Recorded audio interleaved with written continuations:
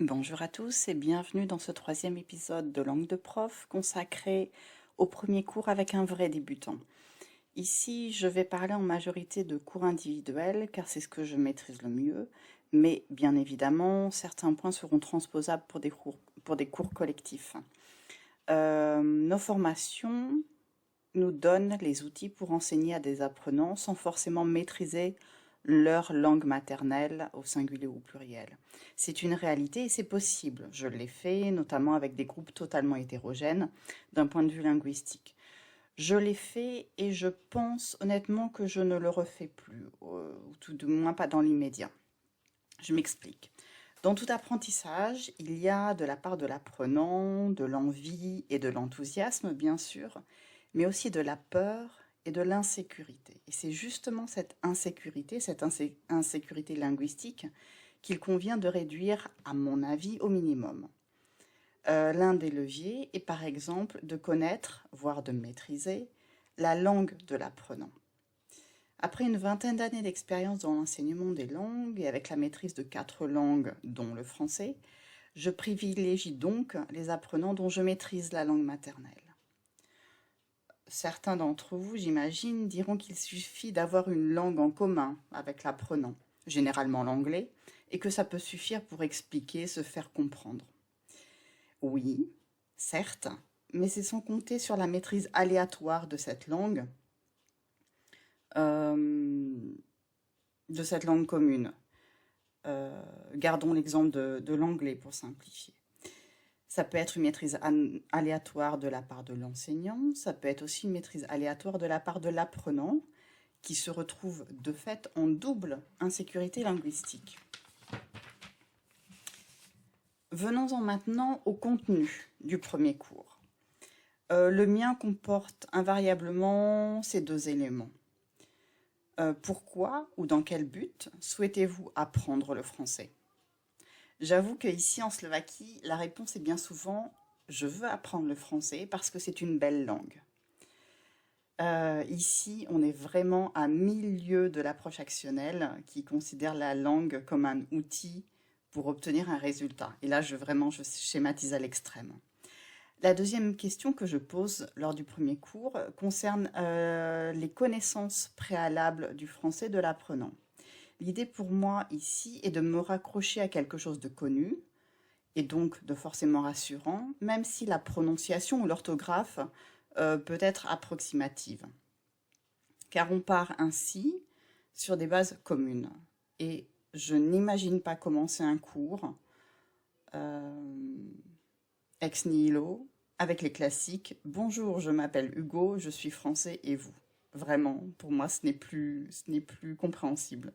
Ou, pardon, ce n'est plus concevable. Concernant le français langue étrangère, j'avoue que les profs de FLE ont un énorme avantage, comparé à d'autres langues comme le slovaque, que j'enseigne par ailleurs. Et cet avantage, c'est qu'il y a énormément de ressources, gratuites ou bien payantes, disponibles en ligne ou bien en format papier.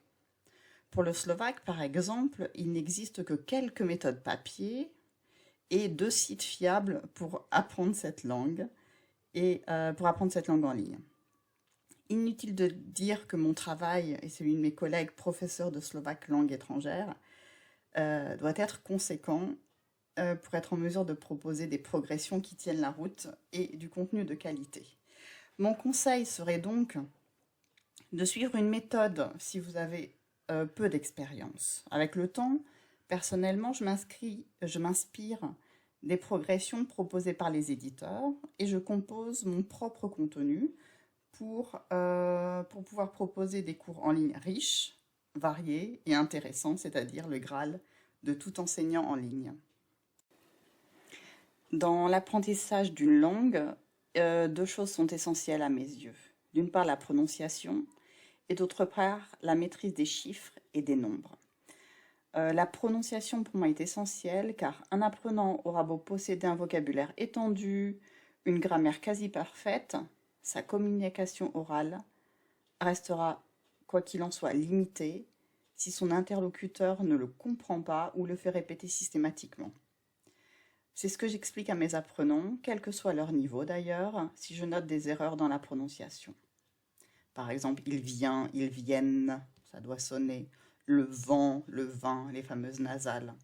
Avec les apprenants ayant une langue slave comme langue maternelle, comme les Slovaques par exemple, je dois me battre avec les nasales. Le tout, en fait, est de trouver des activités adaptées aux apprenants et aussi d'y aller par étapes.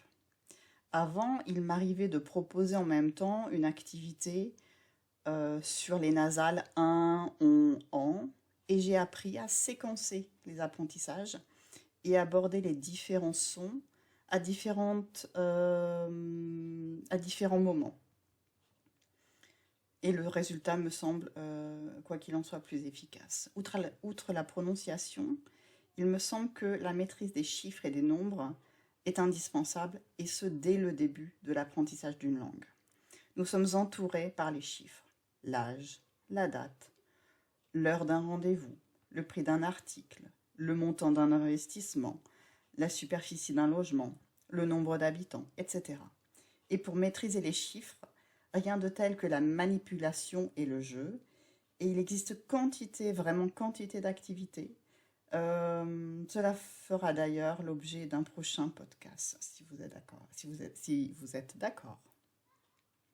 Pour conclure sur ce podcast, j'ai bafouillé, consacré au premier cours avec un apprenant débutant, je dirais que l'essentiel est de connaître les motivations de l'apprenant, de ne pas ignorer ses peurs et son insécurité linguistique. L'enseignant, nous devons être là pour aider, rassurer et encourager. Et enfin, le maître mot peut-être est le temps. Dans les débuts, le temps est votre meilleur allié. N'hésitez pas à passer du temps sur les apprentissages de base afin de bien les fixer.